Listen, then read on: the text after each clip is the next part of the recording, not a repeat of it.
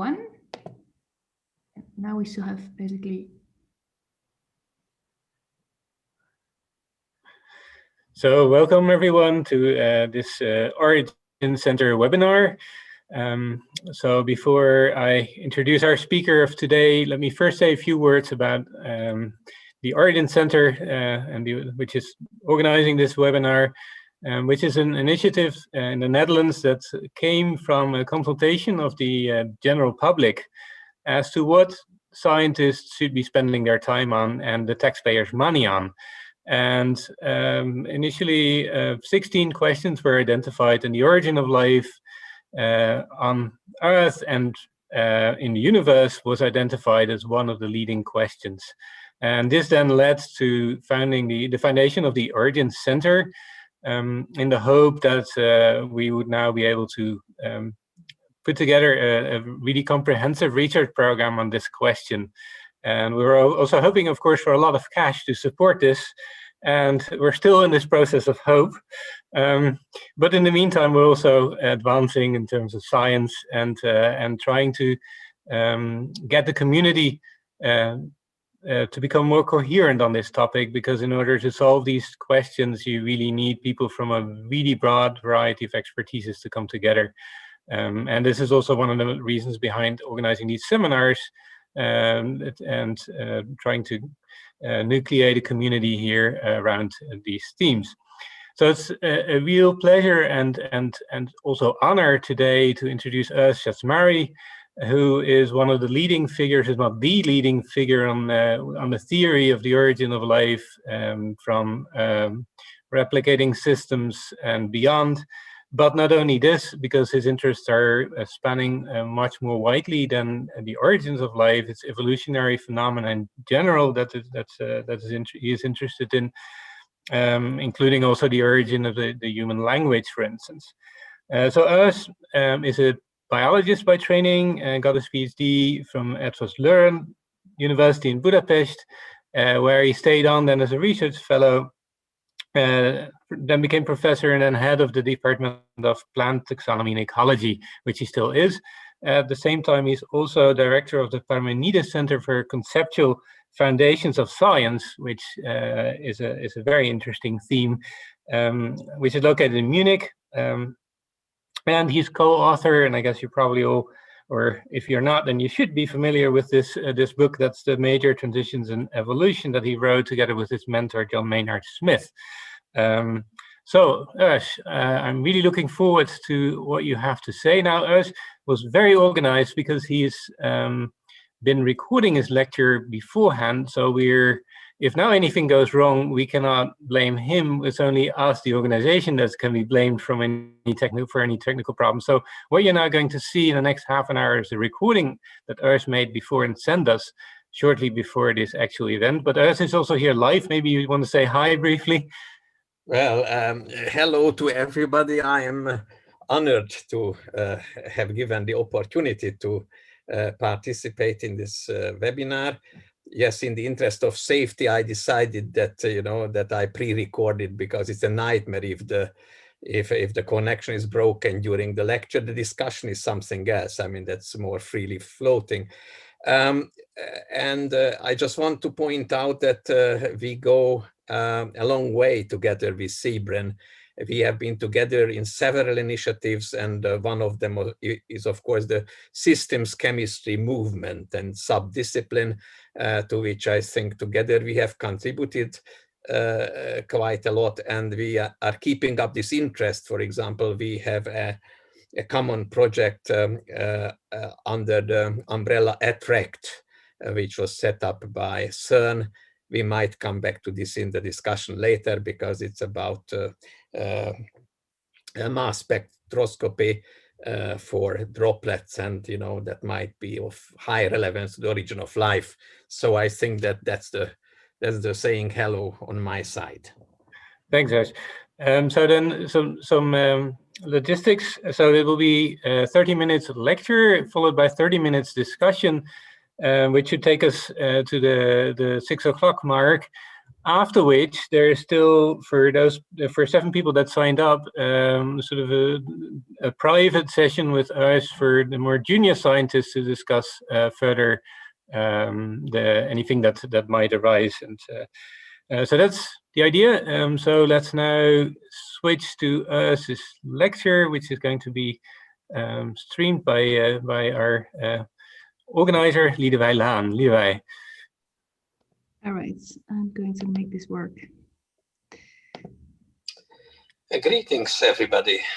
Today we are going to consider this problem of the theory and practice of minimal life. And this problem has been bugging people for quite some time. Biologists were interested in it because they wanted to have a go at what may be called the essence of life, if there is such a thing at all. And the other thing is that chemists have also been wondering, because it would be nice to know what kind of minimal complexity one should attain when trying to synthesize something like a living system. When you consider the problem from the biological point of view, it's easy to figure out that you have to start something which is like a cell, but cells, as probably many of you know, come in 2 forms. One is very complex. This is our cells, easily to be seen by very simple microscopes as well. These are the eukaryotic cells.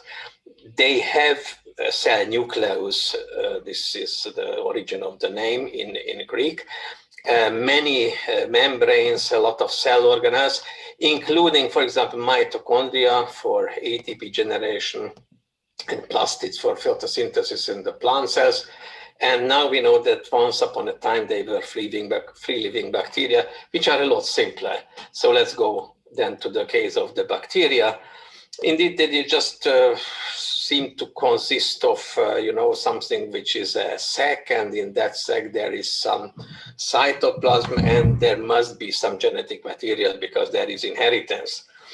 However, if you want to look closer, you will see immediately that even that kind of cell is too complex. And one of the reasons is that it has a genetic code that is being used in translation to translate, on the one hand, the information in nucleic acids to the information that you see in proteins that do the work for you most of the time in the cells today. And that's a very complicated machinery. And if you look at the sequences, then you will see that also the sequences have undergone a lot of evolution.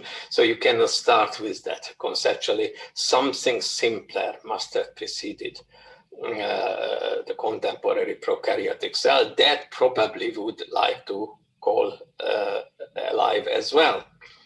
So the guy who I think has thought about this problem more deeply than anybody else is actually one of my mentors, Tibor Gandu, originally a chemical engineer by training, who was also doing a lot of practical work in what we nowadays call artificial metabolism. He had 6 patents in it and so on. But ever since he was a young boy, he was interested in this problem of the origin of life and what the nature of life really is. He figured out by himself as a secondary school student that if he wants to do interesting biology of this kind, he has to go to chemistry. So he became a chemical engineer. This is the snapshot of a recent feature article in National Geographic.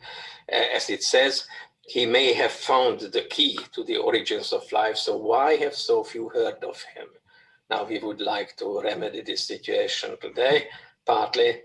And then the text says, Hungarian biologist Tibor Gandu is an obscure figure. Now, more than a decade after his death, his ideas about how life began are finally coming to fruition. So let it be like that. And now we are going to pick some of the fruits of this project. He was born in 1933, unfortunately died in 2009. The symbol on the right will become clear in a short while. His first ideas appeared in a book in 1966. That was actually the first book about molecular biology in Hungary. It was actually a popular book, but it was used as a textbook at the medical schools because there was no text in Hungarian about that. And now it's quite interesting that although he was the main popularizer of molecular biology at the time, he concluded what I just said, that contemporary life is too complex. You must have something simpler as a basic chemical living systems as you wish. And he distinguished two types of features that seem to be essential. One was what he called the equilibrating system. That means that you have got a huge meshwork of chemically interconnected compounds, and the functioning of this network gives you a kind of stability, but also, you know, the essential phenomenon of metabolism. And then there is the main cycle that drives the system through a number of states regularly, that programs the life cycle, as it were. So he recognized what he called the double nature of life. Other people figured out this independently from him later. I mean, John Maynard Smith was one of them. Freeman Dyson, the late theoretical physicist, was another. But he recognized it clearly. But there was no model in '66. The model came in '71 with this book, The Principle of Life. And actually, it's again a popular book because there was no way at the time to publish these ideas, so it was a kind of a disguise. And the proposal included the term chemoton as the model of the conceptually simplest chemical living system. So the book was reductionist on one side because it was deeply rooted in chemistry. It was, if you wish, vitalist in other sense, because he pointed out that it's not a particular compound which is important, it's the organization of chemical reactions into chemical supersystems that you might consider to be alive. He also established with more rigor than before something that he called the life criteria, and absolute criteria are those that any living system must satisfy, be it a cell or a multicellular organism, and so on. Please note that if you look at this list, you are not seeing reproduction, and that has a role. I mean, reproduction is not necessary for an individual living system to be alive. You know, sterile organisms cannot give rise to birth. Neurons don't divide in a mature organism, and so on. Nobody wants to deny that a mule is a living system, but those other criteria is important to generate a living world. Now, so as I say, I mean, these criteria have been established by philosophical rigor, but they were still verbal and phenomenological. So what about the model? He thought that the model should be something like the model of a chemical supersystem, should be conceptually as simple as possible, well, but not simpler, as we know, must not necessarily be realizable in its simplest form, because it's conceptually simplest. And he compared this approach to approaches in other scientific fields, where some elementary units really have the distinguishing feature of the study in that particular discipline. For example, the elementary cell in crystallography, which by itself as one elementary cell is unstable, but nevertheless the qualitative features of the crystal still can be traced back to this conceptualization of the elementary cell. And he also insisted that biology should also be formal and exact at the same time. So not only verbal, not only blah, blah, blah, but if you see what I mean by equations and formulae and so on, they must find their place in the approach as well. The latest edition is this book, from 2003, Oxford University Press. It includes actually more than one book by Ganti in its recent form. Ganti has actually authorized and rewritten part of the older text, and it was annotated by James Griesemer, who is a professor of philosophy of biology at the University of California, Davis, and yours truly. And here now we come to this conceptualization of a simplest living unit. It consists of 3 chemical systems. One is for metabolism. This is an autocatalytic chemical network, like you see, and this you start from A1, and then after that you actually have got 2 copies of A1. It feeds on X, produces Y, X can come in, Y can leave. This is a boundary system, a membrane, if you wish, and this grows because the membrane building molecule gets into the membrane, and by flip-flop it can jump from one side to the other. And this is template replication, and so the monomers are provided for this template replication cycle. And as you will see, all these subsystems are stoichiometrically connected to each other. Now, this is not necessary, but it actually gives a kind of stability to the system. Of course, I mean, that can also be reached by evolution. For example, if the templates are able to undergo evolution and that feeds back somehow on the rest of the system, then you can also look for the stable regime without this stoichiometric coupling. But he was a chemical engineer, he really wanted to have this machinery approach so that people immediately get the idea. Now, all these 3 subsystems, metabolism, template copying, membrane growth, all are autocatalytic, right? What is more, the supersystem formed out of them is also autocatalytic, is also reproducing in the biological sense spatially.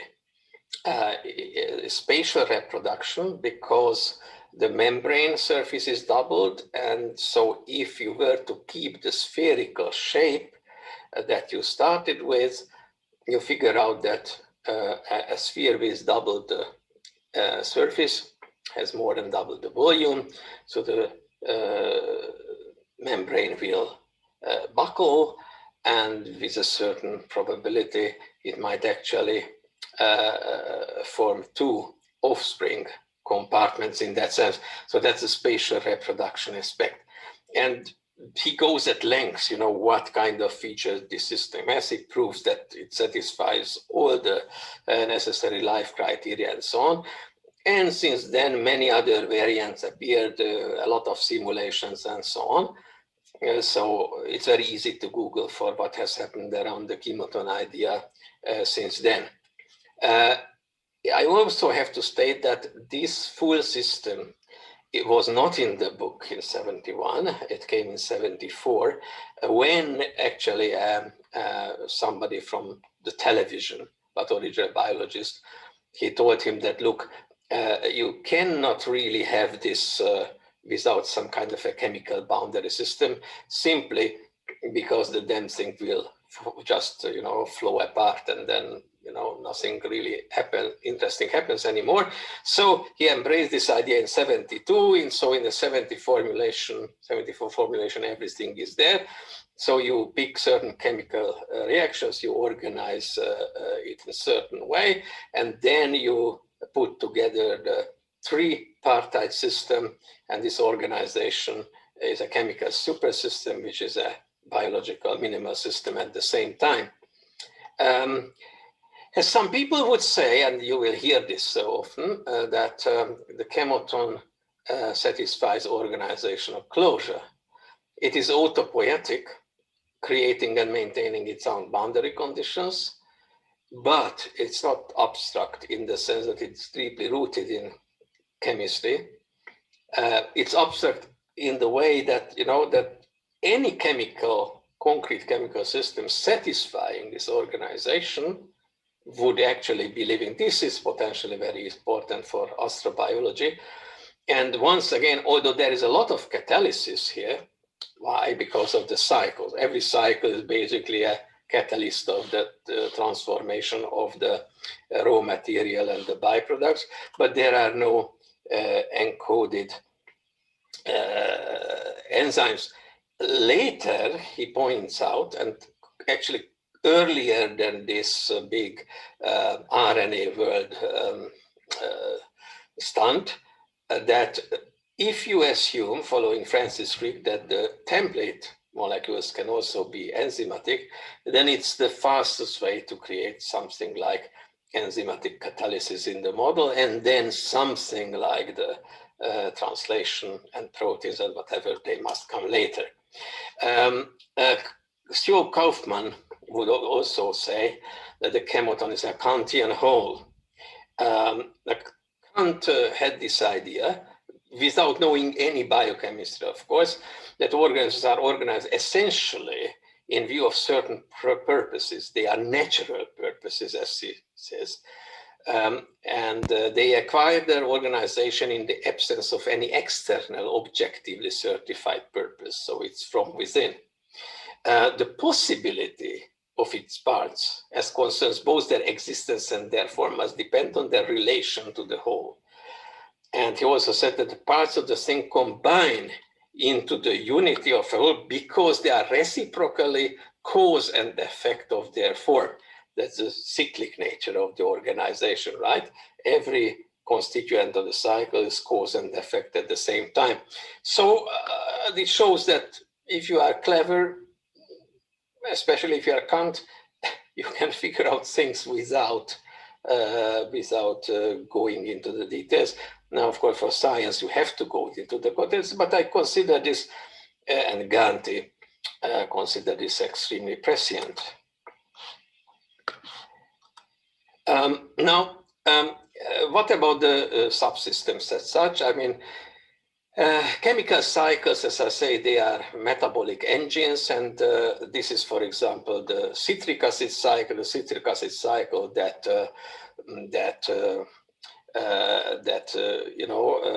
takes the activated acetic acid, and then it produces out of it hydrogen carrying coenzymes and carbon dioxide, and it's actually is working, as a catalyst. This is what Szent-Györgyi actually also observed, that citrate is actually catalytically enhancing cellular respiration, not stoichiometrically, and that's related to cycle. As Ganti pointed out, the Calvin cycle is also an autocatalytic chemical cycle, which is doing the carbon fixation in plants and some of the bacteria. It's not obvious it's autocatalytic. It's obvious when you actually do the rendering, which is, here I show only the main constituents of the cycle, and if you look at this, then you actually start with 3 instantiations of 3-phosphoglycerate, and after one turn of the cycle, there is 4 of them. That's the core. That's the autocatalytic core of the Calvin cycle. Now, of course, the Calvin cycle is enzymatically catalyzed. We don't know of a realization that wouldn't need enzymes today. But for example, the Formose reaction, long investigated, for the performance here, that takes formaldehyde, glycolaldehyde. This is a difficult thing, but then once you have glycolaldehyde, it consumes 2 molecules of formaldehyde, and then you have 2 molecules of glycolaldehyde. It's a very old reaction. Now we have an idea what the autocatalytic core is. Doesn't need enzymes. If you do it in batch, it will be actually transformed into uninteresting material. If you keep them in compartments, then this is not necessarily the case, because the compartments, if they can divide, especially then they are miniature flow reactors, and the flow reactor condition maintains the functioning state of the Formose reaction that actually was also analyzed by Decker. quite some time ago.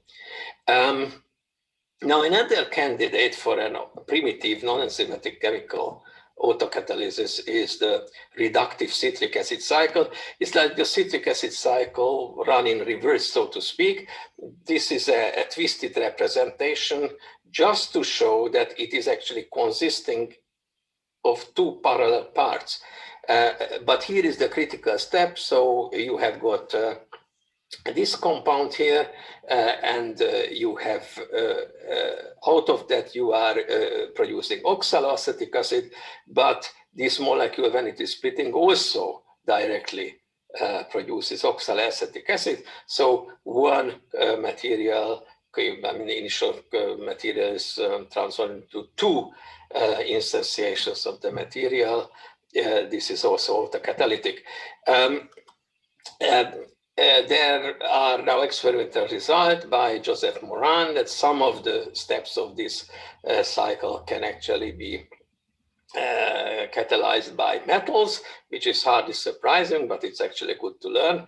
As far as we know, we don't have still a complete reverse citric acid cycle, although it would be super cool. Here I must insert a caveat for the chemists. The fact that that is what we see in biology today is not necessarily the case that that is the most likely version of this chemistry to have been running in ancient times.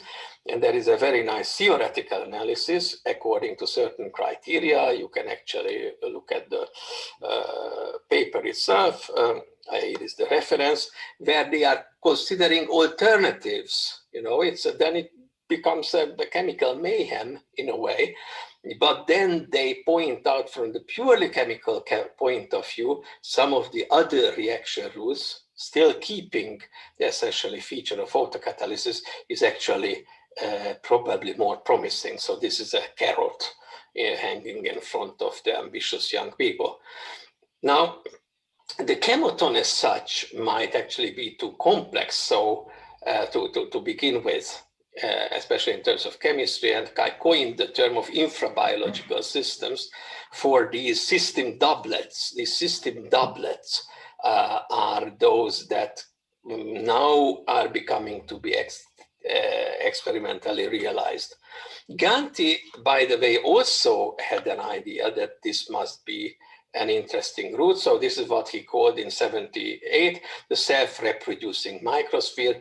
This is a coupling of an internal autocatalytic chemical cycle and membrane growth and division.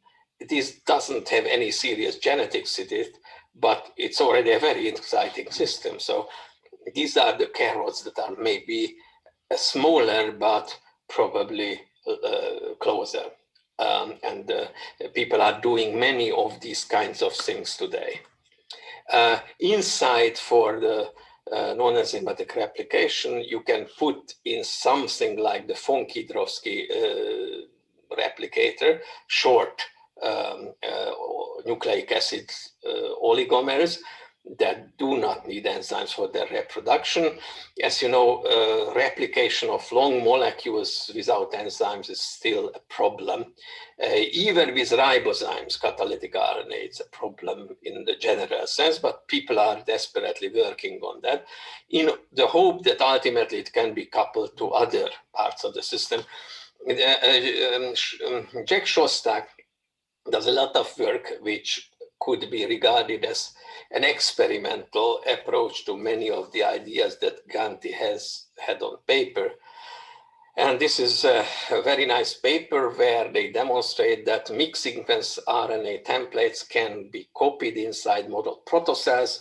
It's very exciting. So in fact, it's very nice that it also needs some kind of a coenzyme, which is a trinucleotide, because together with the trinucleotide, the replication is much faster, the copying is much faster, as you see in this part of the figure.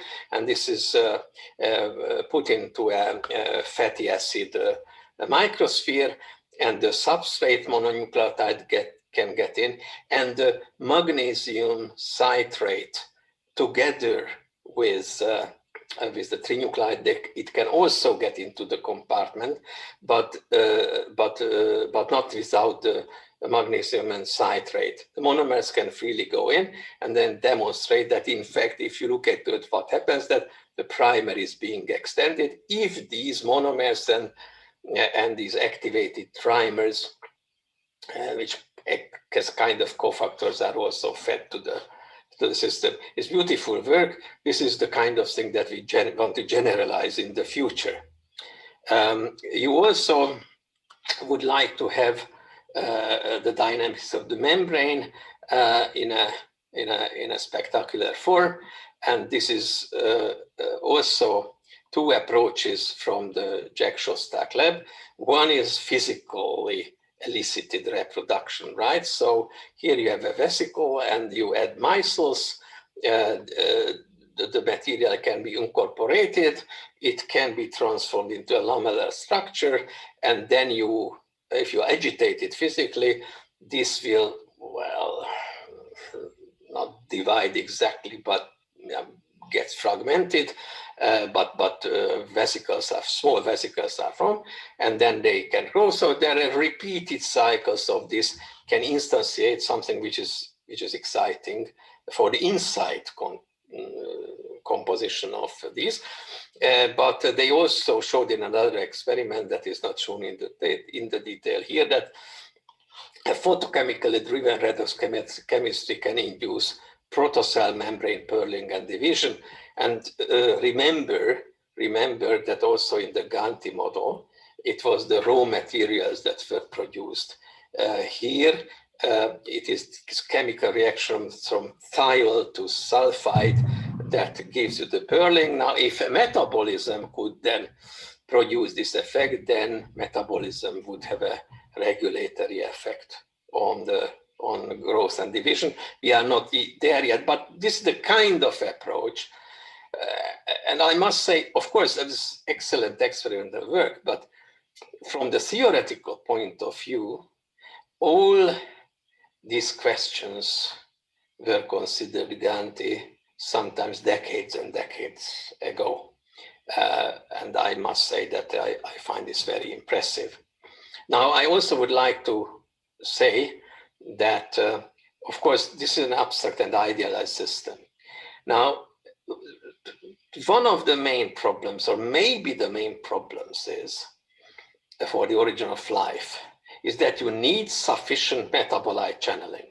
The reactions go that way and a little bit to the left and to the right. Today, it is the enzymes that ensure that, right? Now, you have the side reactions in you all the time. As I'm talking and you are listening to you, we are constantly falling apart. Why we don't fall apart completely is that there are reactions that can replenish the lost material, and the efficiency of the organized reactions relative to the unwanted side reactions is due to the efficiency of enzymatic catalysis, right? So it's a simple rendering, right? You want to maintain yourself, and then there is the degradation, right? So this formation by autocatalysis has to be stronger than the decomposition. It's trivial, right? But it also says that even for self-maintenance in realistic terms, you need autocatalysis, not only for reproduction. Where do you get this kind of sufficient channeling? Basically, there are two approaches. One is that you start complex, for example, like with the Kaufman type of protein autocatalytic networks, and somehow the system, although it's a mess, nevertheless, it has sufficient distributed autocatalysis, so to speak, that the system as such still grows efficiently autocatalytically. Or the other idea is that life came out of a chemical canyon. So it's very special circumstances, very special conditions, not excluded or completely improbable, but not very common circumstances. So if you have the right conditions with metal ions, temperature, or a variation of these things in time that might have had these systems to get off the ground. We will see, and there is a lot of potential for future work here. And as you know, detection is also an interesting problem because if you are doing this, for example, in reproducing or non-reproducing compartments, you want to know what's inside without breaking the compartments, because then you lose population structure, and then you use the individuality in genetic and partly in chemical terms of these systems, and we don't want that. And of course, this symbol, now you understand, it's a symbol that stands for the three intricately coupled autocatalytic systems that form a chemical living systems. Thank you for your attention. Thank you, Eörs. So a virtual applause.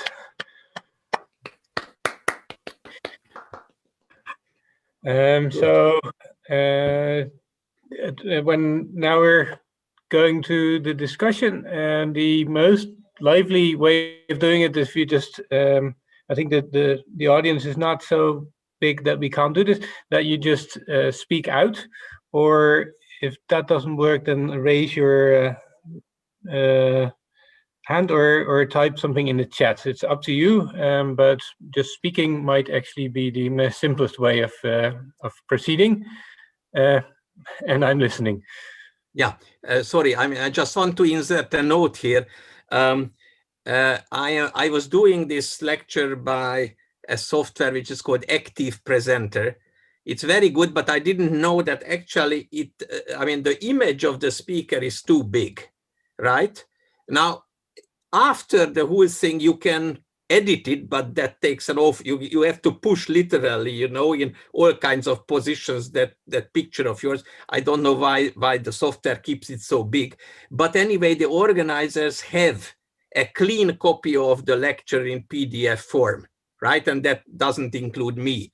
So, you know, the organizers can also always give you just the lecture itself, so that you have the notes, as it were, without my head disturbing the the experience. Okay, thanks, Eörs. So, questions, comments? I don't hear anything. Although I think.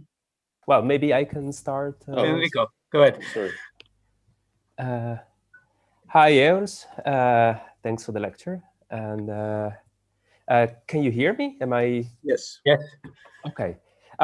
So one of the things that that you also a bit touched on, there is a bit of I feel like a bit of a disconnect between the metabolism, so prebiotic metabolism, and the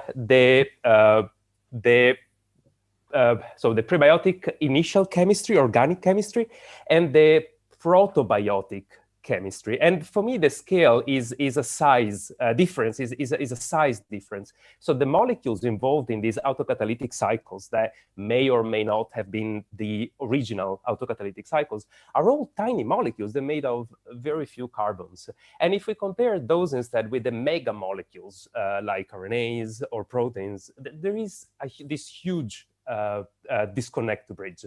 So my question is, do you have any comment on or any idea on how to bridge this huge size?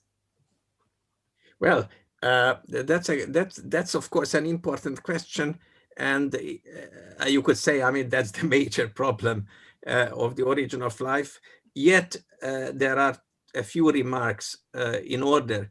One of them is that, for example, in the Ganti model, the molecules themselves are not macromolecules. I mean, just maybe the template is in that direction, but if you take an oligomer, it's still a small molecule. So you can actually, as evolution would suggest to you, that you are, you know, increasing this complexity stepwise. That's a possibility. Nevertheless, we don't know this fully, because, I mean, if something like the Kaufman network, that is a this collectively autocatalytic set of peptides will ever be realized, or something very similar to it, then there will be quite big molecules emerging as this kind of a convergent synthesis, that smaller peptides are catalyzed and then in giving rise to bigger peptides and so on, and you can go up to polypeptides in principle, of course, without translation or something like that. So, but that's definitely an open question. The second remark I wanted to make is the following. There is this idea, and some of the people have it very strongly, that you can figure out what the simplest and original biologically relevant chemical organizations were from looking at contemporary biochemistry. Günther Wächtershäuser called it biochemical retroduction, and he even worked out a methodology for that. And in a way, Bill Martin has the same idea, and then he proposes certain concrete reactions like the Wood-Ljungdahl pathway or the acetyl coenzyme A pathway, for the primordial carbon fixation and so on. But that's a non sequitur. It's not necessary, right? So the earliest lifelike forms, even if you take these infrabiological systems where you only couple 2 and not 3 differences, from the chemical point of view, may have looked rather different from what we have, right? So as already Plato said, in everything that is living, form is much more persistent than matter, right? That's an important insight, so from several thousand years ago, and I think that's also true for evolution. So by evolution, which could have been the case, you maintain the organization and evolve it to become more complex, but the chemical identity of the constituents may have been rather different.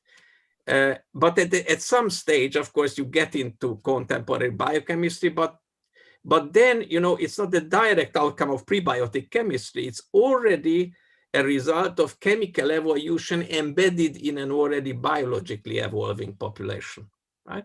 I think that's, nobody knows, right? I mean, that is what we may find out with a lot of work in the future.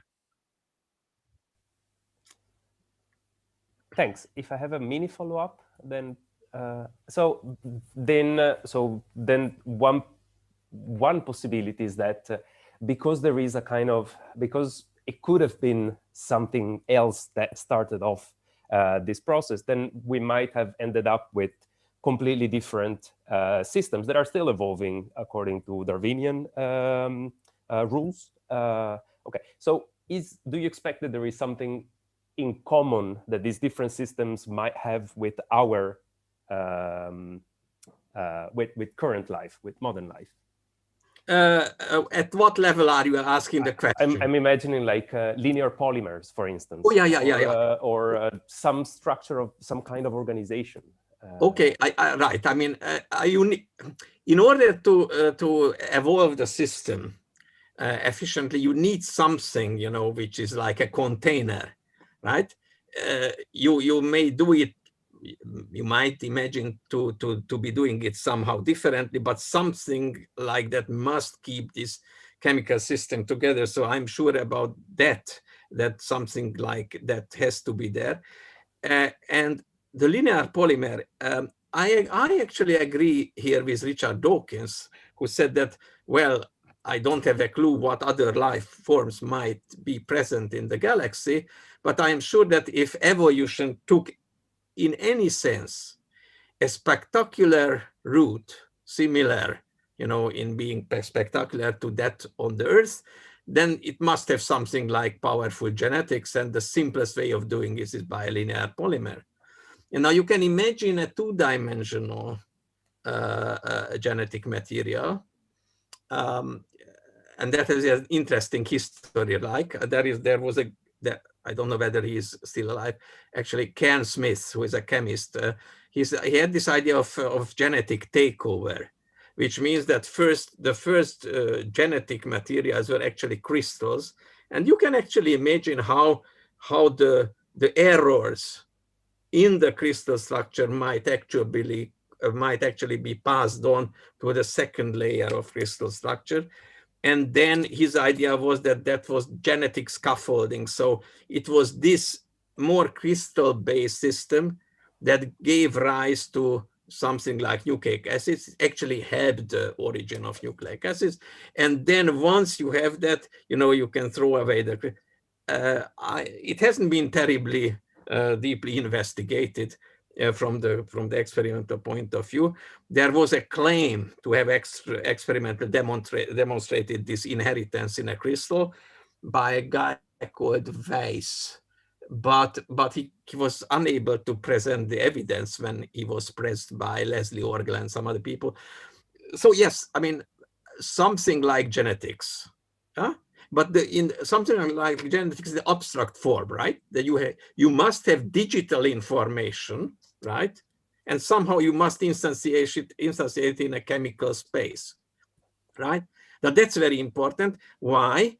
Because although chemical cycles and even membranes can show some inheritance effects, yeah, but first of all, it must be limited, right? Second, it's very difficult to imagine that you can propagate small differences. The remarkable thing about the genetic material that we have, with or without proteins, is that it's one digit difference, and that difference can make the difference, and that is one of the definitions of information, right? So as we call it, microevolutionary fine-tuning, this is what we say in biology, requires this digital system. So I'm sure that, okay, at the very beginning, many things can go. But if you think that there is a biosphere somewhere else, then there must be something like, I'm convinced about that resembles digital genetics. I don't think there is any other way. You must do the bookkeeping, you must do it accurately, and the possibilities must be very vast. I mean, the genetic space, the possible genetic space that you can imagine is almost empty, right? So imagine a discrete space, let us say up to 1 million nucleotides. At every point, in principle, you can have 4 nucleotides. Try to count how many possibilities there are. For proteins, I know that if you have got a protein of 100 amino acids length, and you want to have all of them, that amounts to 10 to the 130. 10 to the 130. Huh? That's much more than the number of elementary particles in the universe.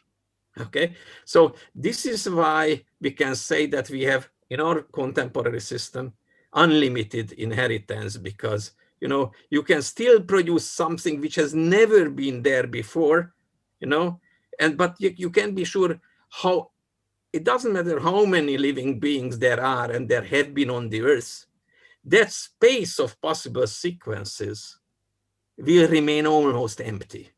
That's the astonishing thing. Okay, so that, to cut this long story, I want to finish now. So the answer is yes, digital information storage and execution of that information, I think it's a must for spectacular evolution. Thanks.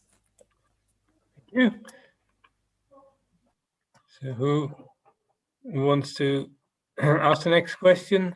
I would love to ask a question, although Sandra already beat me to one of the things about scale of the things that are in cycles. So I was thinking about other types of autocatalytic cycles. You now showed that 3 have to be interlocking to produce biological meaningful life, right? So the metabolic and then the membrane generative and the information, I think. But of course, there's tons of autocatalytic cycles everywhere in the universe. And I'm specifically thinking maybe about higher level things like ecosystems or something like that. So what yeah, what is necessary for autocatalytic cycles to interlock, and can you reflect on how that might lead to other type of systems that might evolve in the similar way? I mean, that's kind of what I was, and then yeah. So there's the scale thing, so you can go down into the small, tiny stuff, like, you know, maybe ancient life was like, or to the larger scales, like ecosystems. Well, thank you very much for putting me on the track of the major transitions in evolution. Thank you. Or, well, you're welcome. I mean, well, yes. I mean, in the major transitions, together with John Maynard, we systematically investigated this question. And because it happened a number of times in evolution, where independently reproducing organizations came together, no? And they became part of a reproducing whole. And now, you know, they cannot get out of the system anymore, right? I mean, you know, mitochondria cannot escape anymore from a eukaryotic cell. Sometimes occasionally you can go backwards for some of the transitions. For example, you know, there is a social insects. The social insects are producing incredibly big organizations. And by the way, there are different kinds of reproduction at the level of the colony, but one of them is actually colony division, right? So it's in that sense, it's even, you know, analogous in that particular form of reproduction to conventional biological spatial reproduction. Now, so this kind of going to a higher level of an evolution, it has repeated itself a number of times, and there is another dimension which is very important. That's the evolution of inheritance. Yes. Oh yeah. Sorry. That's the evolution of inheritance, right? Because it's not only one type of inheritance system that we are having, right? So you have got nucleic acid base that everybody knows, right? But you have got also membrane inheritance, right? Mitochondrial membranes give rise to mitochondrial membranes, for example. Then you have epigenetic inheritance, which is the regulated system of the genes, right? The liver cell and the neuron cell, they can be genetically completely identical. The difference is not there. The difference is which gene is activated, which gene is suppressed.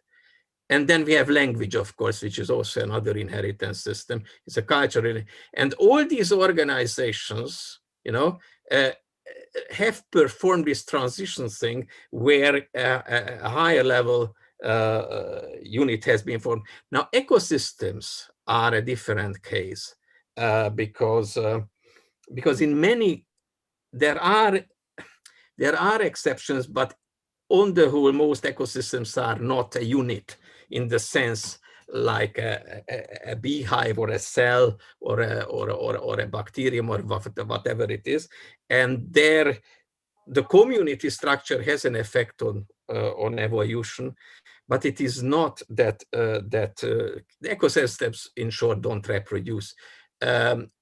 Sometimes not sure about that. Well, I mean, so it depends on what scale you're talking about, maybe, but a coral that has a whole system living on it can reproduce and break and migrate. Or... Yes, I said that there are exceptions. Okay, sure. But the forest is not reproducing. It depends on scale, I guess, right? Because the Earth only is so and so large. But if you could, if a forest could reproduce, it would. If the size of the well, I mean, if you want to, I mean, most ecologists and evolution biologists don't think that this is a typical case, but it can happen.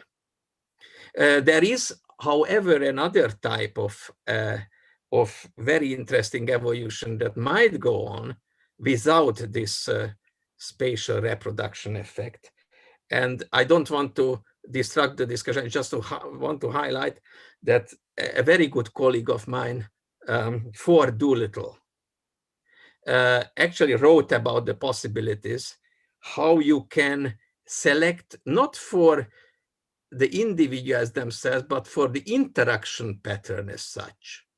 And one of the papers that he wrote has a title, the song, not the singers, right?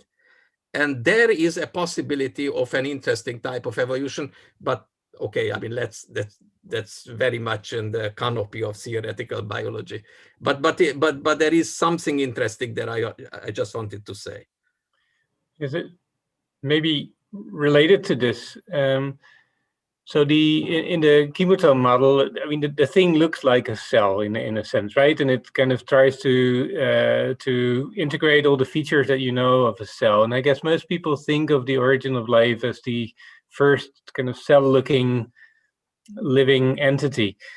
Now, the idea of evolution and ecology being intimately linked kind of makes me think or worry to which extent that's actually right to look at it starting from the single cell, or to kind of have an ecosystem of pre-cellular entities further that preceded the development of truly cellular entities. And can we, so in our current way of thinking about life, we really focus on this idea of a cell.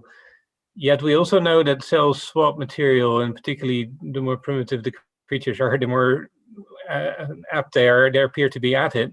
They swap stuff around all the time, to the point that you can't even decide anymore what the species is for a bacteria on reasonable criteria. It becomes very arbitrary. So what's your thought about how the really early life forms looked? Were they cells, or were they more like ecosystem-like things? Okay. First of all, I think that all these processes were happening in a chemosystem, a chemical ecosystem, which slowly transformed itself into a biological ecosystem.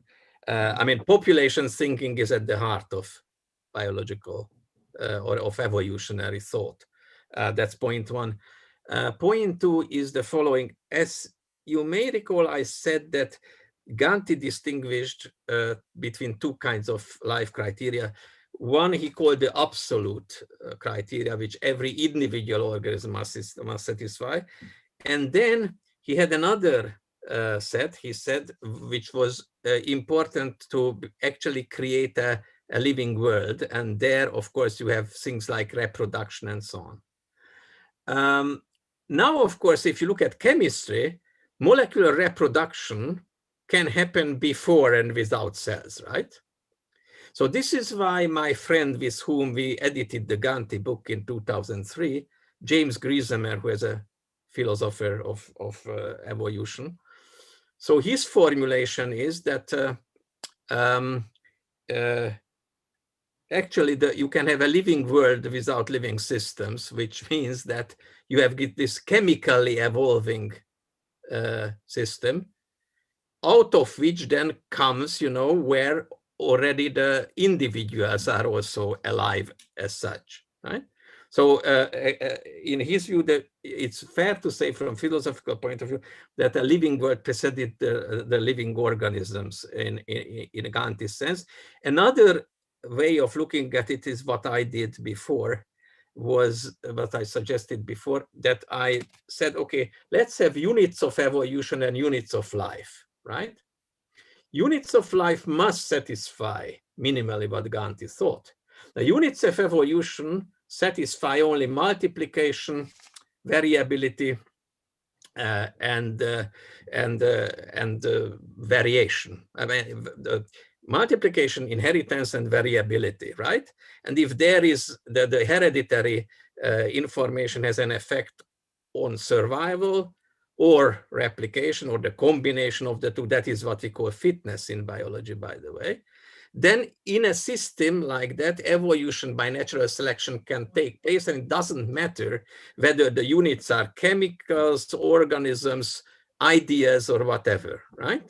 So I said, okay, there are these two sets, units of life and units of evolution, and overlap is big, but not complete, right? I mean, I think that what I think is that there are some computer viruses that actually can mutate and evolve, you know, in the IT sphere. Those are the genuine, you know, replicating computer viruses, but I wouldn't consider them as alive, but definitely they are units of evolution in their own environment. So conversely, I think that there were many units of evolution before units of life appeared on the scene. So that's my response. That's a conceptual approach to that. Okay, thanks.